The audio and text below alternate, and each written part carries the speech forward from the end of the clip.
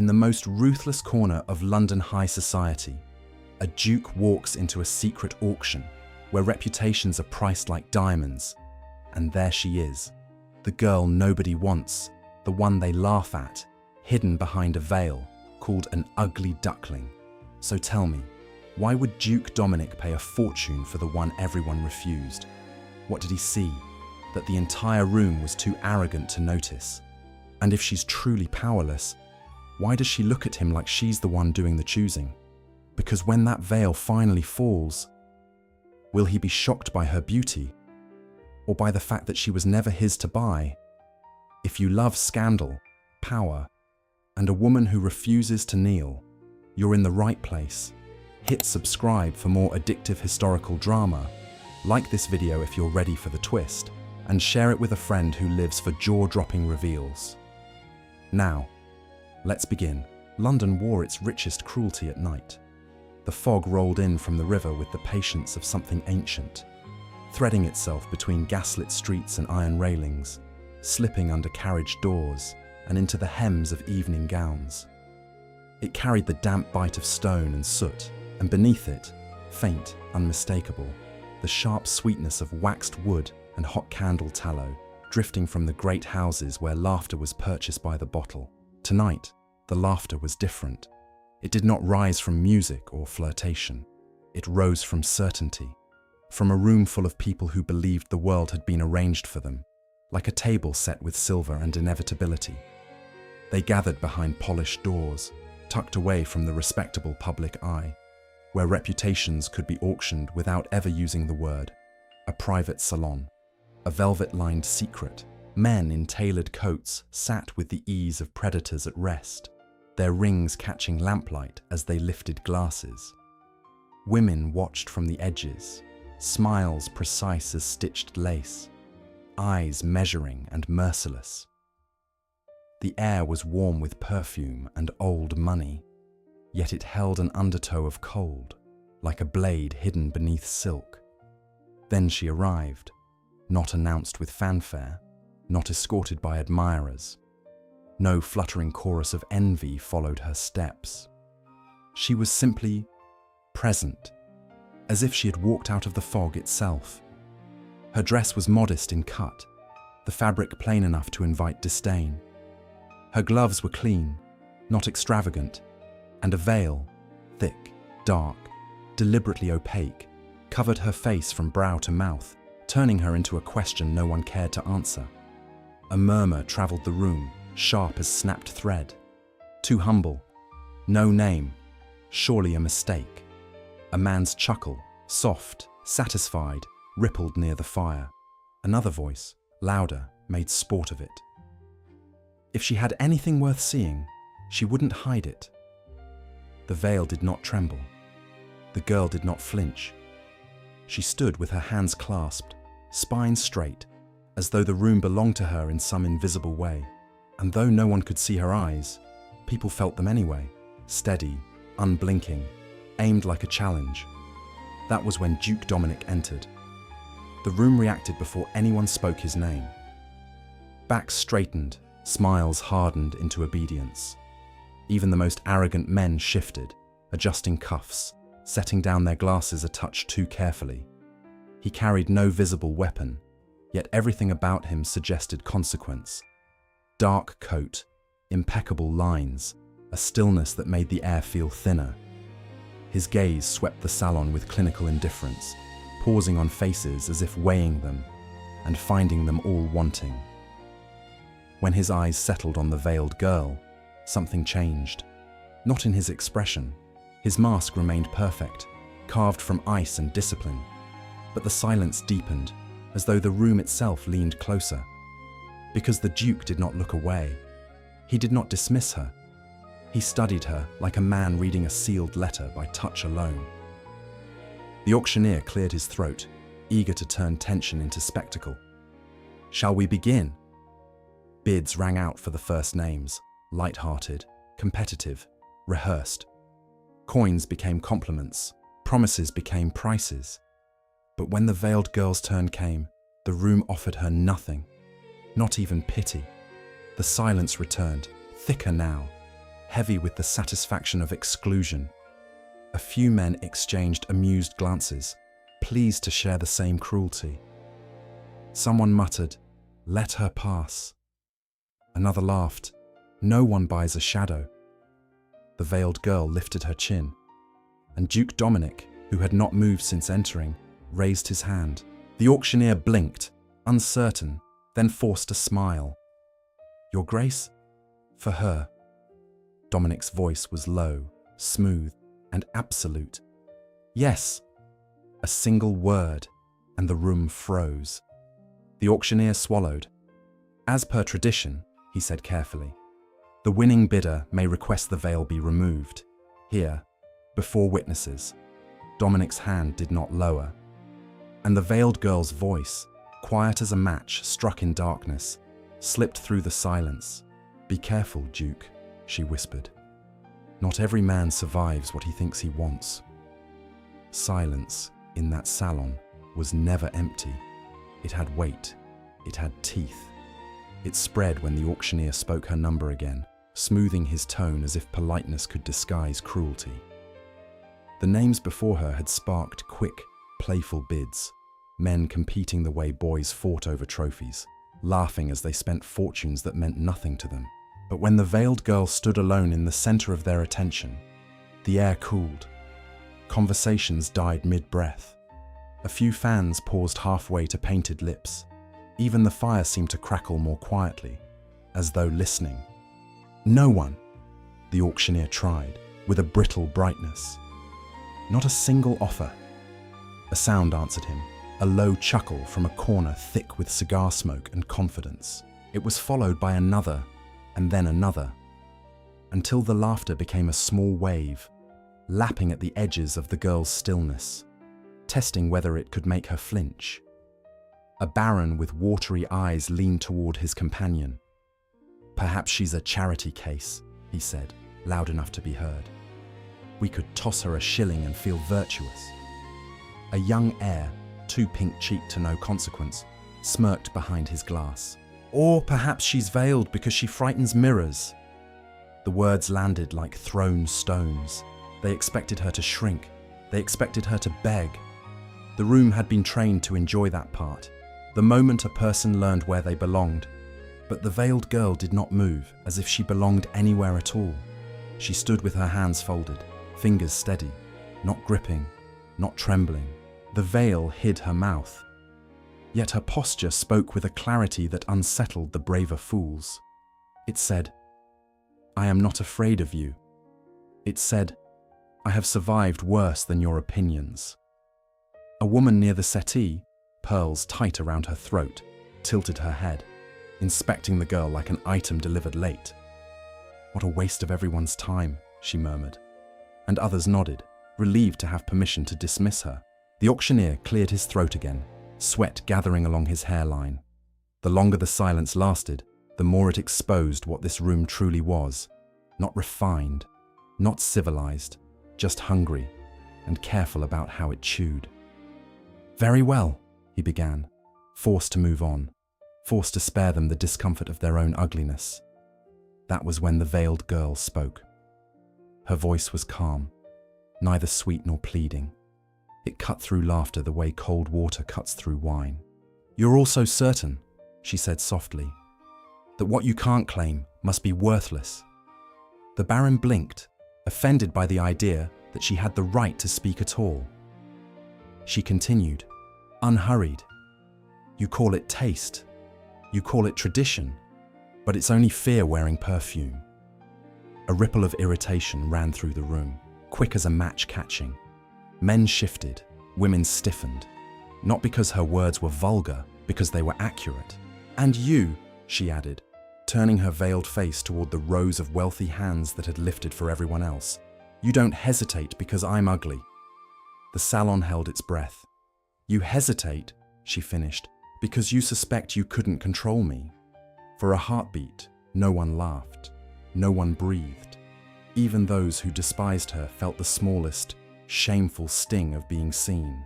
Then, from the edge of that frozen moment, Duke Dominic's presence pressed forward like an approaching storm.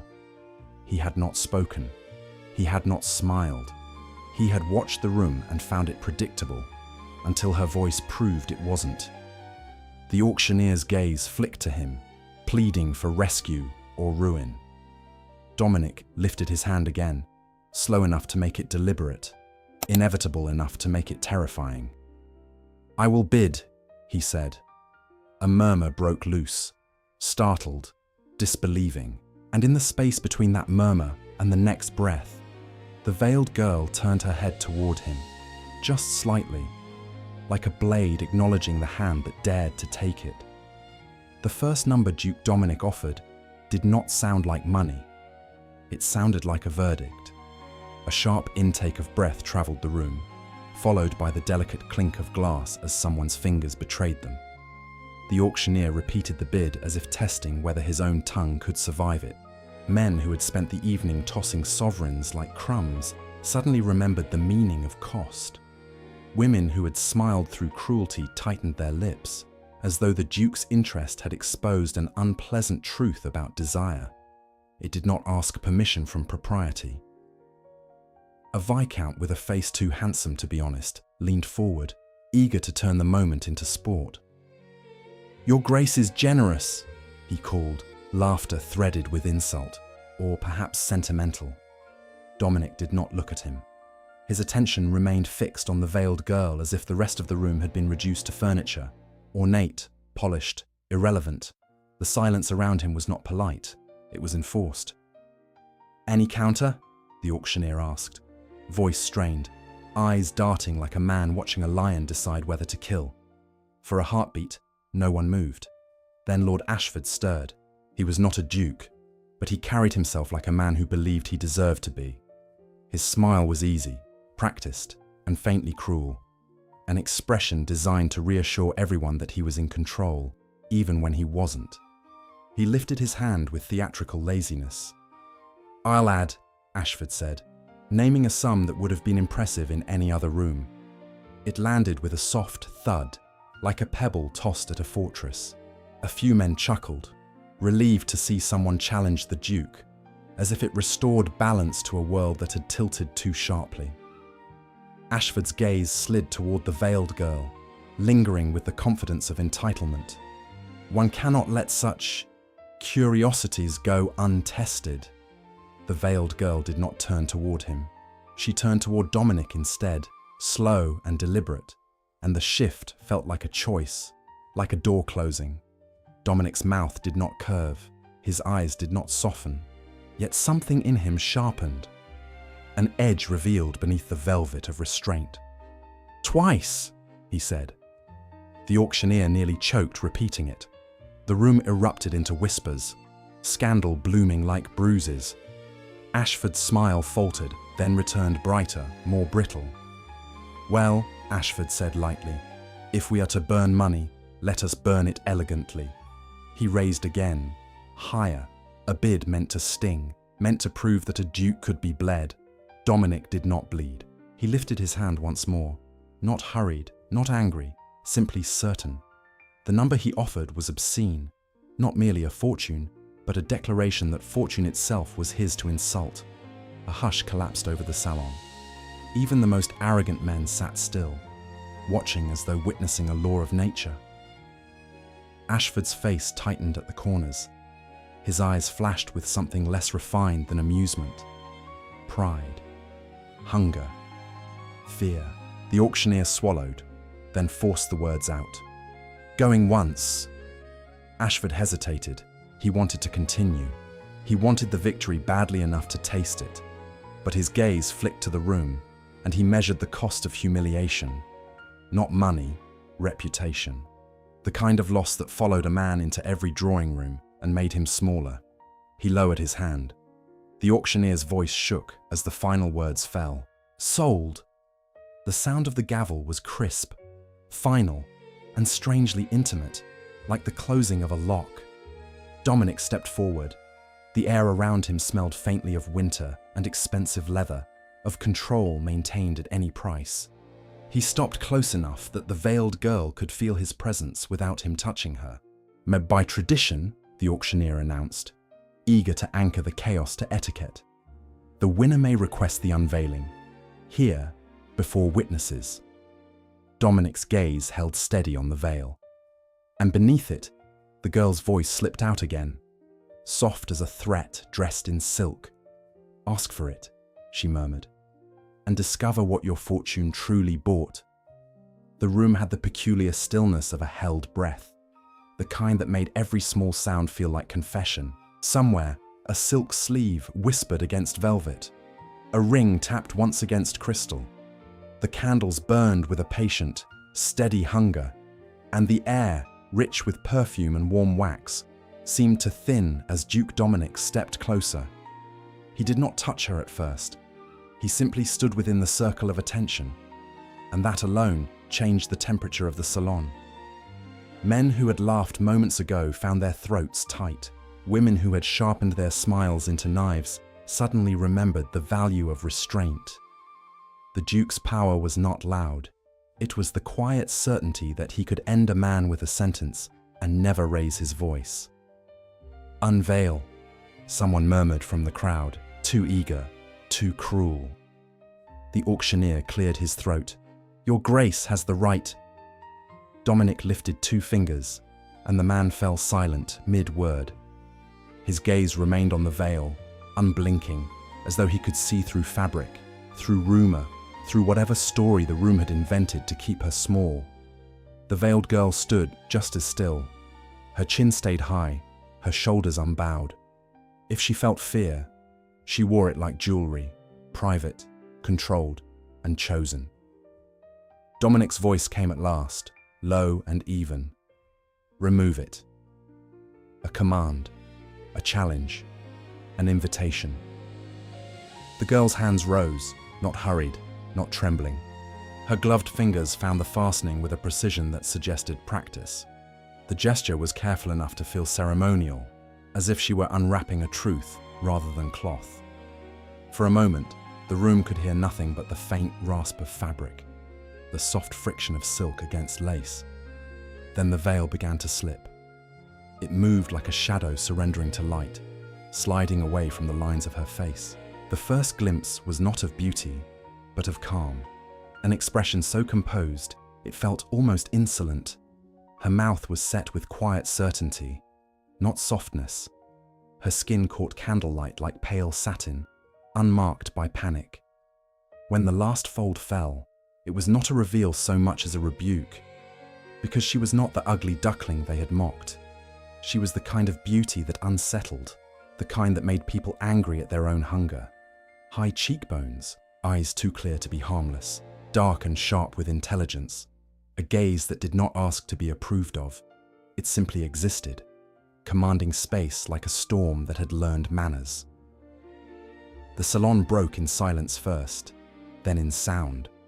A woman made a faint noise that could have been awe or envy. A man laughed once, too loudly, as if laughter could hide desire. Another whispered, "Impossible," like a prayer and an accusation braided together.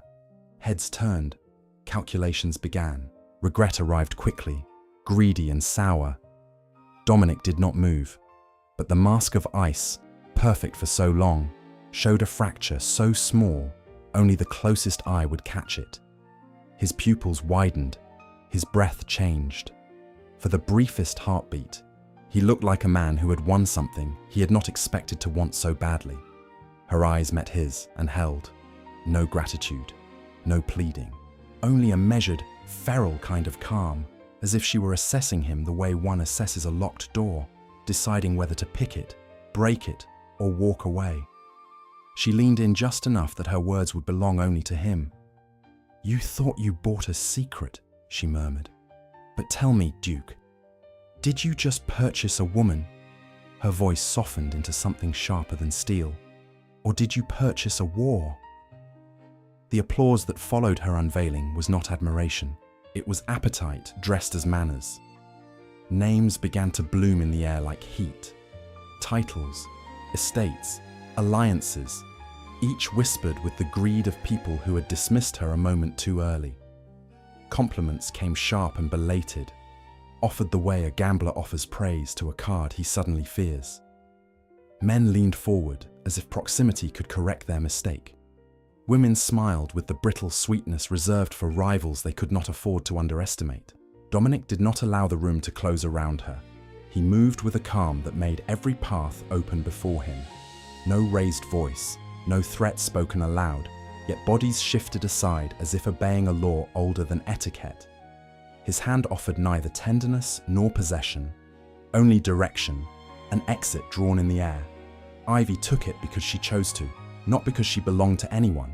Her fingers were cool through her glove, her grip steady, the pressure of her touch more like agreement than surrender. Outside, the night tasted of wet stone and coal smoke. The fog clung to everything, curling against skin, carrying the faint metallic bite of rain. Inside the carriage, the air changed. Leather, polished wood, and something sharper.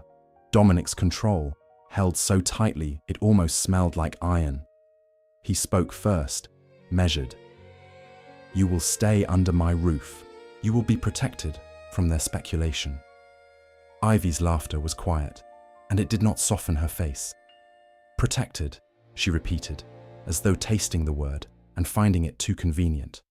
"Is that what you call it, when a man pays a fortune and then decides where a woman sleeps?" Dominic's jaw tightened once. The smallest betrayal of feeling. "I call it preventing vultures from tearing you apart." "I am not carrion," Ivy said, and there was no tremor in it, only truth.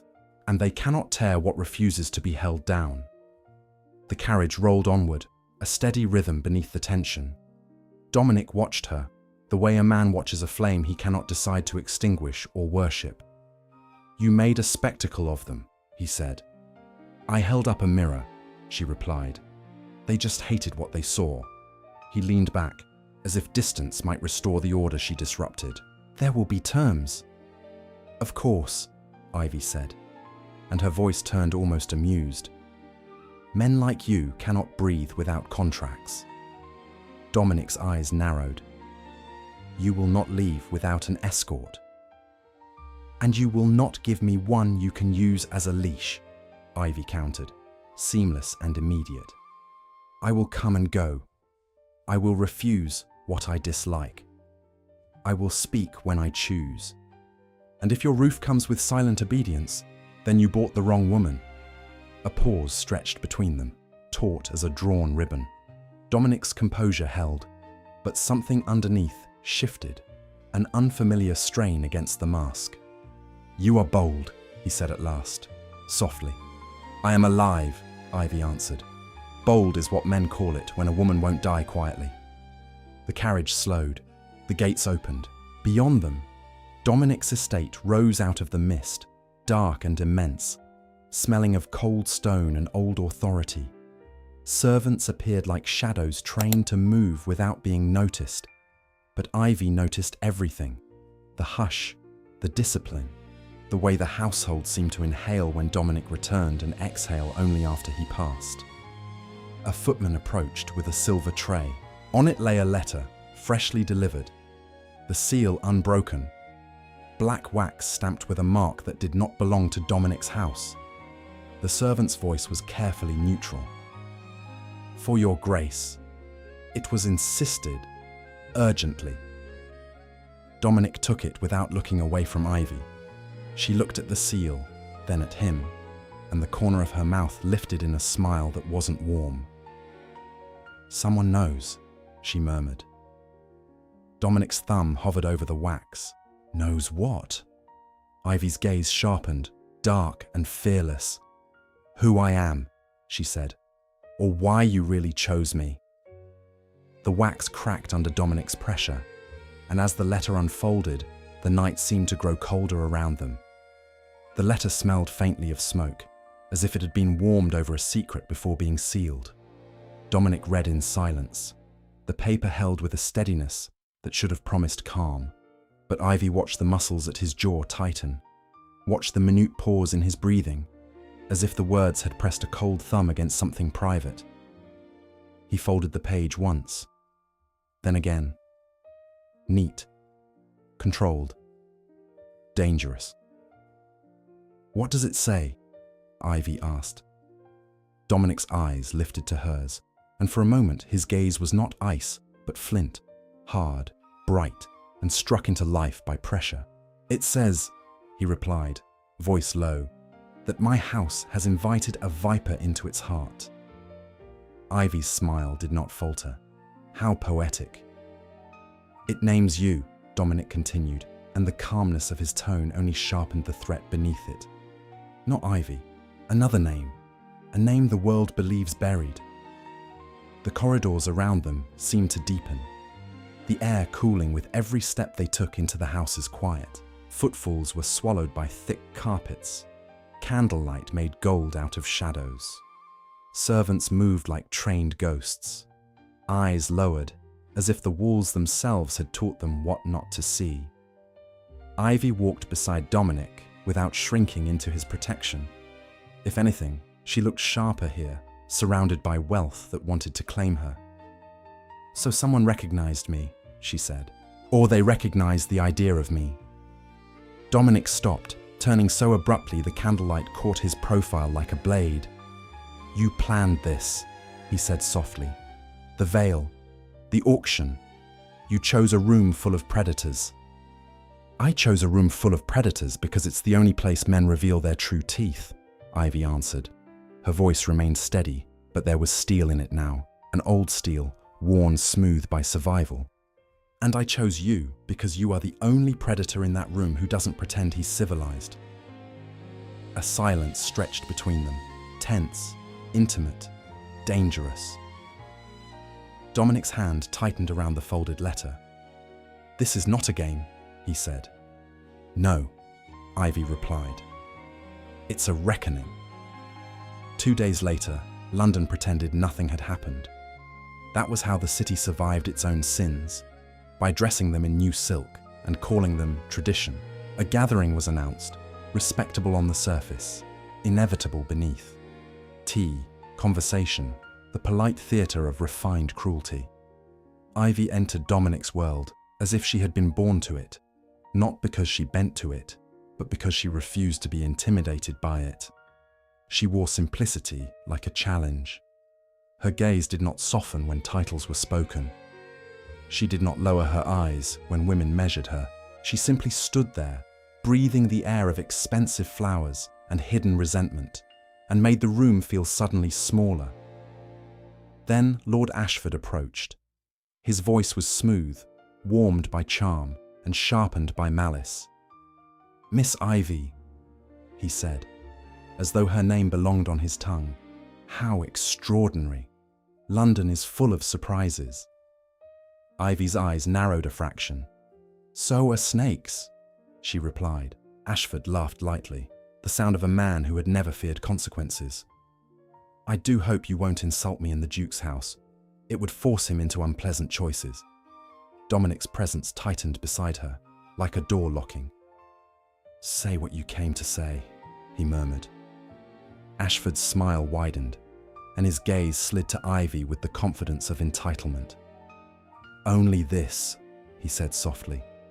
"Some veils hide beauty, others hide crimes, and I have always been fascinated by what women bury."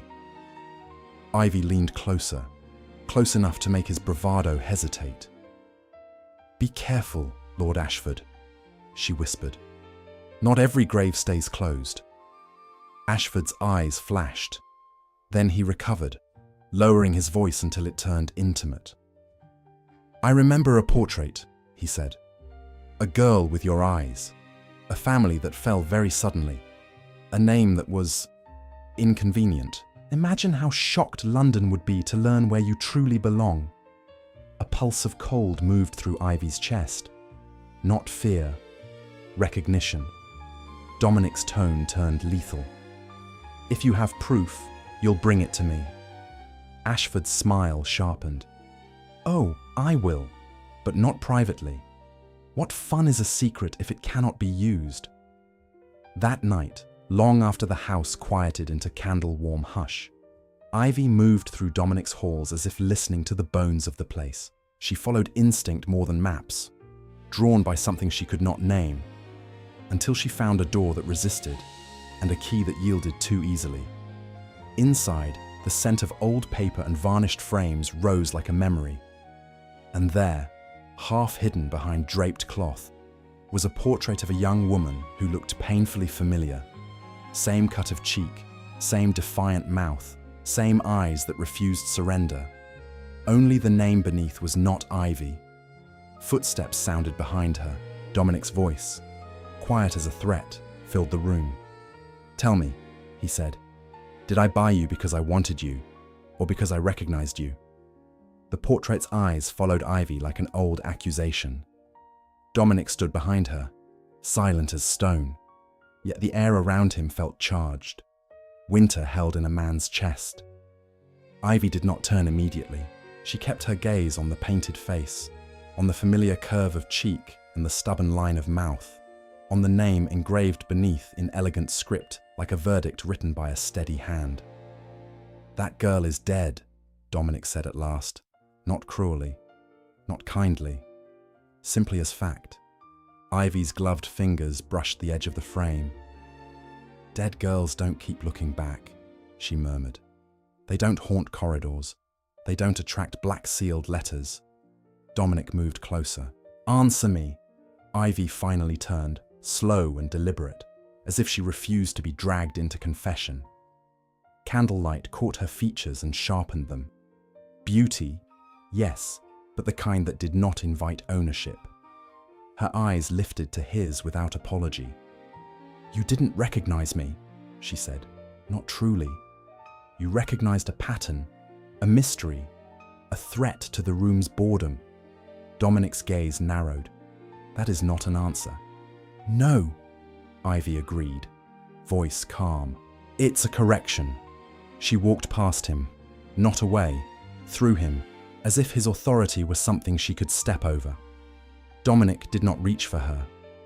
He watched, controlled, but his control carried strain now, like a tightly wound clock beginning to protest.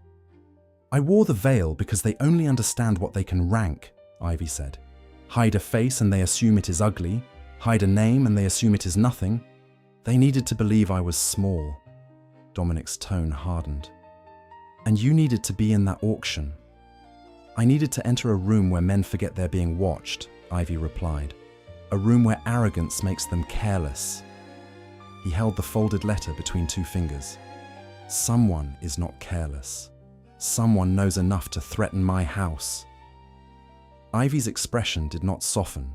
It sharpened. "Good," she said. "Then they finally stepped into the light." Dominic's jaw flexed, a crack in the marble. "You speak as if you want this." "I want the truth," Ivy answered. "I want the person who buried that name to learn that graves are not cages." Silence stretched, heavy with the scent of old varnish and candle smoke.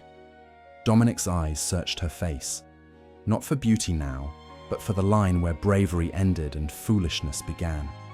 If he found it, he didn't name it. "What was taken from you?" he asked, quieter. Ivy's smile was brief and razor-thin. "Everything that makes people treat you like a person instead of an opportunity." Dominic took a step closer, and for a moment his voice lost its polished chill. "Then tell me what you are hunting. Tell me who."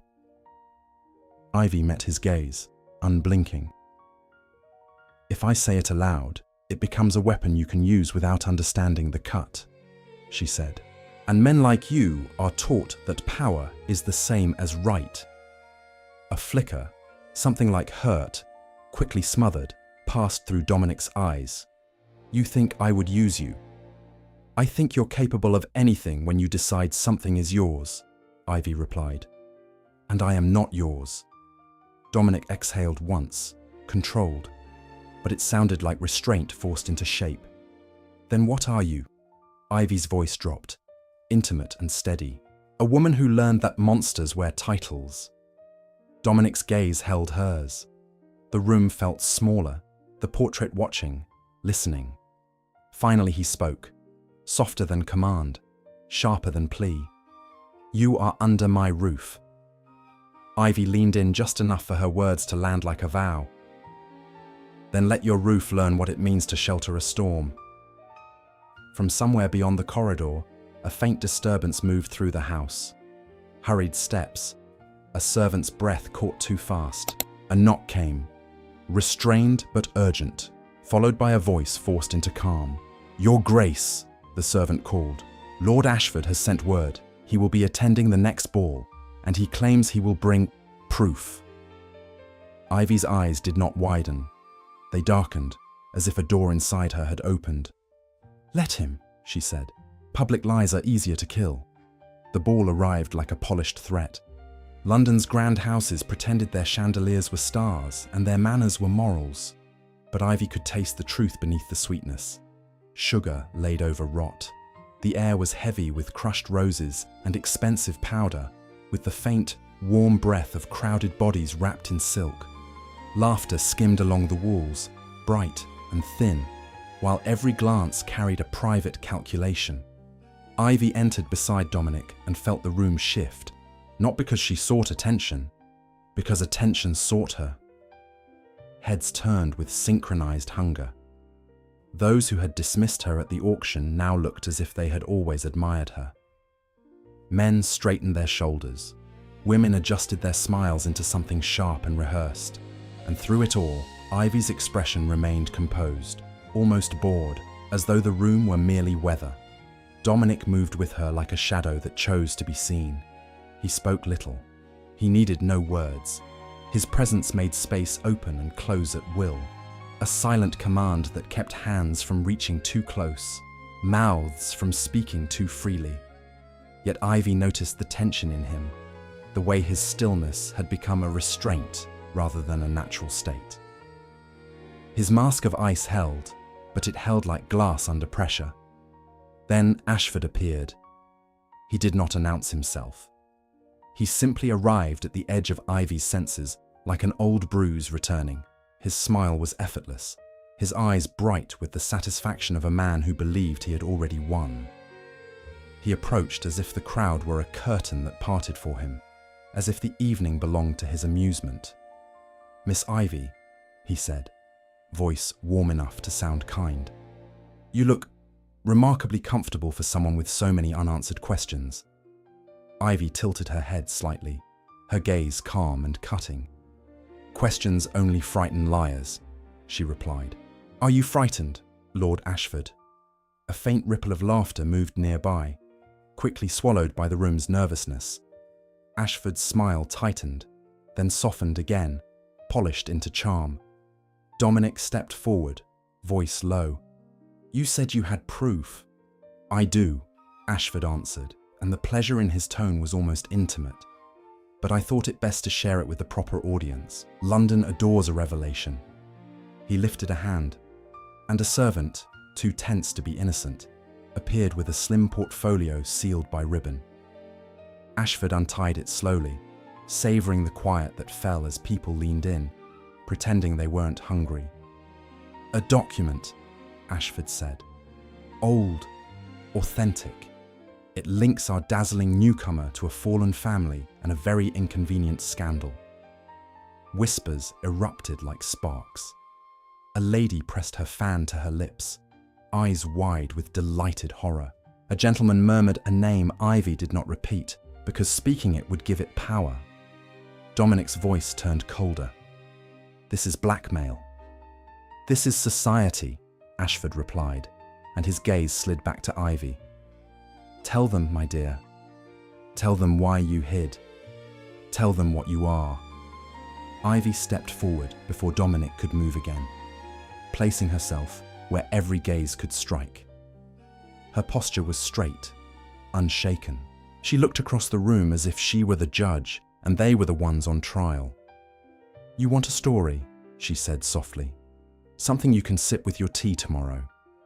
The room stilled, caught by the calm in her voice. "You think a document makes truth," Ivy continued, her eyes bright with controlled fury. "But papers are easily forged when men with clean gloves want a woman erased." Ashford's smile remained, until Ivy turned her gaze on him fully. "And you," she said, gentle as a knife. "You didn't bring proof. You brought a performance, because you believe humiliation is the same as justice." A hush fell, thick and trembling. Ashford leaned closer, his voice dropping. "Careful," he murmured. "One word from me, and you're ruined." Ivy's mouth curved slightly. "Then speak," she whispered back. "And ruin yourself with it." Ashford's eyes flashed, and he lifted the document higher, as if raising a blade. "Very well," he announced. "Since you refuse confession, I'll give London the name you buried." And Ivy watched him, perfectly still, as though she had been waiting for him to say it first. The moment Ashford prepared to speak the buried name, the room seemed to contract around a single hunger. People leaned forward without meaning to, fans stilled mid-sway. The very air felt thicker, sweet with perfume, and sharpened by anticipation. This was what London worshipped more faithfully than God. Ruin served elegantly. Disgrace poured into crystal and swallowed with a smile. Ashford's voice carried the smooth confidence of a man who had never been told no by anything that mattered. "She is not who she claims," he declared, letting the words hover like incense. "She is..." "Stop!" The word did not come from Dominic. It came from Ivy, soft, unraised. Yet it struck the room like a slap. Ashford blinked, irritation flashing through his charm. "You're in no position to..." "I said stop," Ivy repeated, and the calm in her tone was worse than anger. Anger begged for reaction. Calm promised consequence. If you give them a name, you give them something they think they can own. And I won't be owned by the mouths of strangers. A ripple of discontent ran through the crowd. They wanted the name the way children wanted blood from a scraped knee. Proof of harm, proof of power. Ashford's smile widened, predatory and pleased. "How dramatic," he said. "How theatrical. But you cannot silence me." Dominic took one step forward, then slow enough to be deliberate. His presence moved like a blade sliding free. The room felt it. Even those who adored scandal suddenly remembered fear. "You will leave," Dominic said, voice low and lethal, "before you disgrace yourself further." Ashford's eyes gleamed. "Disgrace? You mean defend her? How tender, how foolish." He angled the document in his hand, as if it were scripture. "Or perhaps you're afraid, Your Grace. Afraid London will learn you paid a fortune for a fraud." Dominic's jaw tightened, the smallest crack in his marble control. He had ended men with less provocation, destroyed families with a signature. But this was different. His gaze flicked, once, only once, to Ivy, as if seeking permission he was not accustomed to asking. Ivy did not give it. She lifted her chin and looked directly at Ashford. "You're enjoying this," she said quietly. "Not because you care about truth, but because you want to watch me bleed in public." Ashford's mouth curved. Public is where reputations die. It's efficient. Ivy stepped closer to him, not reckless, precise. The scent of crushed roses clung to her like an accusation, but her eyes were winter clear.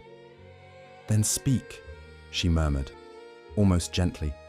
"Say the name, and listen to how quickly your triumph turns sour." For the first time, a sliver of uncertainty passed behind Ashford's gaze, as if he sensed a trap but could not locate its teeth. He recovered by leaning into arrogance. "Very well," he said, raising his voice for the room. "She is..." A sharp crack cut through the music. Someone dropped a glass, startled by the sudden movement of Dominic's hand. He had taken the document, not ripped it, not flung it, simply removed it from Ashford's grasp with the quiet certainty of a man taking back what never belonged to the other. Ashford's smile vanished. "You can't..." Dominic held the paper between two fingers and looked at Ashford as if he were something unpleasant on a boot. "I can," he said. Ivy's gaze did not soften at Dominic's intervention. If anything, it hardened with a different kind of tension, something intimate and dangerous, the line between gratitude and fury. "Don't," she said to Dominic, voice low enough to be only for him. Don't save me the way men save women. Save me the way men save themselves, by ending what threatens them. Dominic's eyes darkened. His mask of ice did not melt, it splintered, just enough to reveal heat beneath. If I end him, he murmured, they'll come for you harder. Let them, Ivy whispered. I didn't come to London to be safe. Ashford, now openly angry, lifted his chin and spat his final weapon into the room. If you won't let me speak her name, he snapped, then I will speak her crime. There is a file, an official record, waiting to be opened at dawn. The crowd inhaled as one, and Ivy, indomitable, unflinching, turned her face toward the windows where the night pressed its fog against the glass, as if she could already hear morning footsteps coming to claim her. Dawn did not arrive like hope, it arrived like a summons. The fog thinned into a pale, reluctant light, leaving London washed in cold grey, as if the city had been rinsed of last night's perfume and left only its bones. Within Dominic's house, the air tasted of sleeplessness, spent candle smoke, ink, and the faint iron tang of restraint held too tightly. Ivy did not pace. She did not tremble. She sat with her spine straight and her hands folded, as though waiting for the world to finally admit what it had done. The threat Ashford had thrown into the room still hung in the air. An official file, a record, a name tied to a crime, a noose made of paper. Dominic stood at the window, motionless, watching the morning as if he could force it to change its mind. When he spoke, his voice was controlled, but something raw pressed beneath it. If you go, he said quietly, they will not question you. They will display you. Ivy's eyes lifted, sharp and steady. Then I'll stand where they want me to kneel.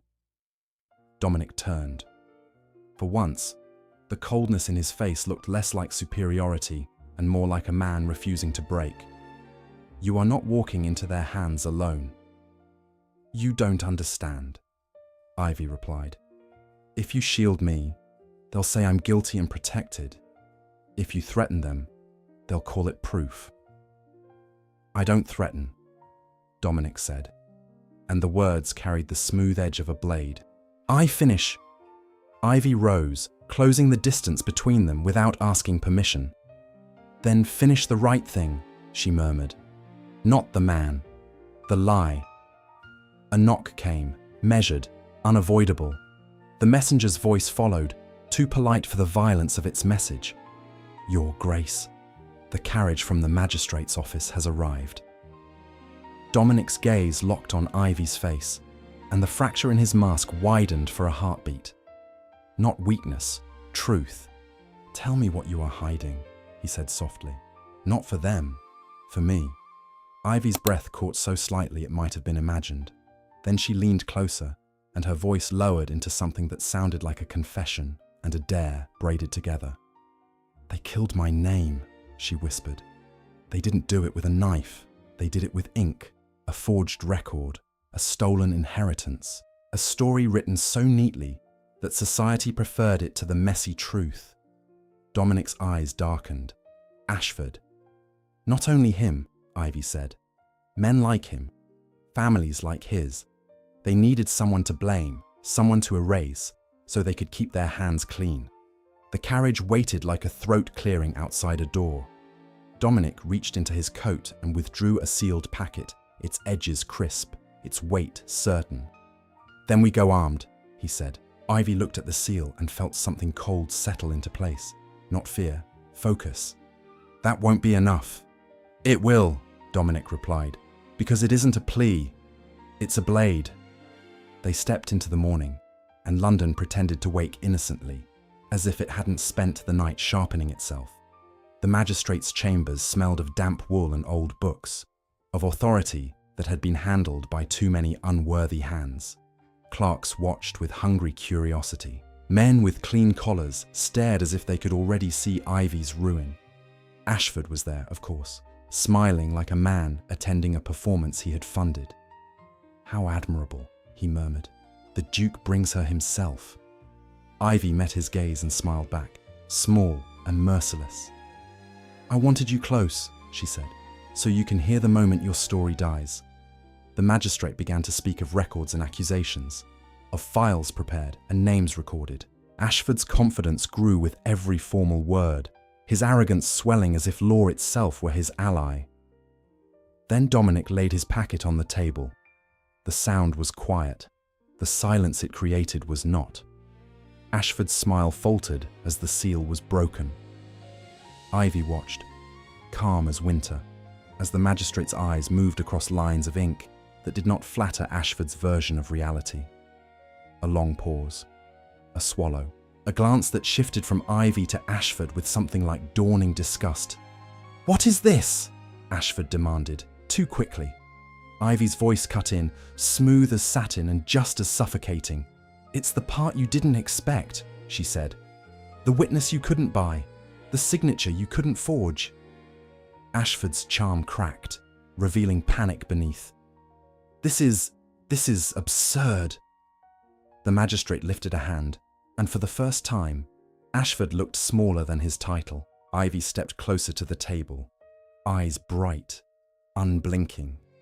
"Say my name now," she murmured. "Say it while they're listening." Ashford's mouth opened, and in that opening, the world finally leaned toward truth.